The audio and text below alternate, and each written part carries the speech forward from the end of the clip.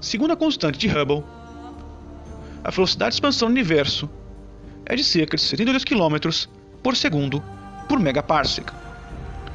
Vale lembrar que 1 megaparsec equivale a cerca de 3 anos-luz. Isso significa que, tomando por referência qualquer ponto de repouso, ou seja, qualquer lugar do grupo local, observando qualquer ponto do universo fora desse grupo local, uma galáxia ou um objeto astronômico em si se afastará a 72 km por segundo quando estiver a 1 megaparsec, 144 km por segundo quando estiver a 2 megaparsec, 196 km por segundo quando estiver a 3 megaparsecs desse respectivo ponto de referência e assim por diante. No entanto, pesquisadores em estudos recentes contestam o valor atribuído a essa constante de expansão cósmica, atribuindo um novo valor a uma faixa que fica entre 69 e 71 km por segundo por megaparsec.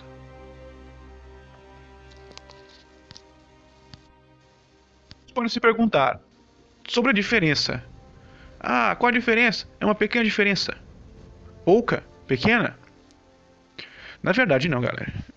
Imagine uma medida hipotética de U's, sendo que cada U equivale a 3 anos-luz. Nesse caso, estamos falando de uma diferença que, em seu valor máximo, pode chegar a 9 bilhões de anos-luz, ou seja, é onde fica o ponto mais distante já onde observar no universo pelo telescópio Hubble, a estrela Ícaros, a 9 bilhões de anos-luz.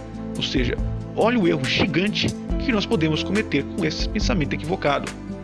Vale lembrar que esse valor varia entre 1 a 4% do valor da constante anteriormente atribuído a ela. Lembrando também que a velocidade de expansão no universo próximo, que é onde estamos, é um pouco maior do que a velocidade que existe no universo primordial, mais adiante.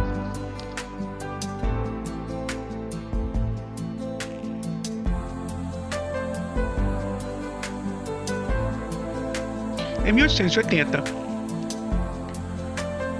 o cientista e membro da Real Academia de Ciências da Inglaterra, William Thomson, o qual veio a ser presidente da mesma anos depois, em seus estudos sobre o universo, percebeu que a soma das densidades das estrelas, vale lembrar que até então não se conhecia exoplanetas e outros elementos que compunham inúmeros corpos celestes, era diferente da massa total do universo, o que significa que estava havendo uma enorme discrepância entre os dados, o que apontava para a existência de um volume adicional de matéria que até então eles não conseguiam compreender ou detectar,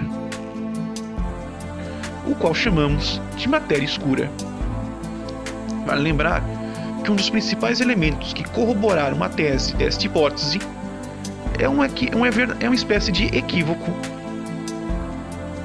com relação ao modelo de funcionamento das galáxias no universo que foi detectado pela astronauta Vera Rubin, dos Estados Unidos, durante os anos 60. Segundo este modelo, as estrelas próximas ao centro de massa da galáxia, por estarem mais próximas, deveriam se mover mais rápido, e as que estivessem mais distante deles, como é o caso da nossa no caso do nosso sistema solar, posicionado praticamente na borda da Via Láctea, deveriam possuir uma velocidade muito menor. Só que, no entanto, não foi o que aconteceu. A velocidade entre as estrelas localizadas em ambos os pontos era praticamente a mesma, o que veio a fortalecer e muito a hipótese relativa à existência deste tipo de material. Pesquisas recentes comprovam que o universo é composto por cerca de 68% ou 70% energia escura, cerca de 25% de matéria escura e cerca de 5% de matéria comum. Concluímos que em uma galáxia existe cerca de 10 vezes mais energia, matéria escura, não bariônica, do que a matéria comum. A sua densidade equivale a cerca de 10 a menos 25 gramas por metro cúbico. Energia escura. Energia escura é o elemento responsável por promover a expansão do nosso universo. O astrônomo americano Edwin Hubble estimou essa velocidade em cerca de 72 km por segundo por megaparsec, ou seja,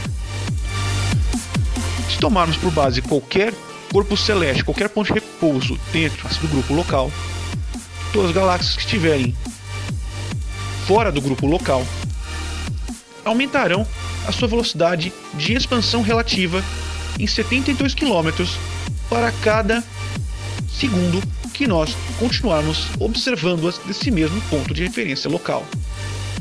Esses são os princípios básicos para a expansão do universo, entendendo a constante de Hubble. A energia escura é basicamente dividida em dois tipos de energia.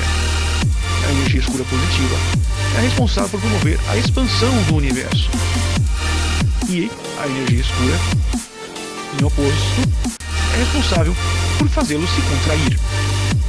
Muitos podem entender: bom, e daí? Qual a importância de nós entendermos sobre a energia negativa?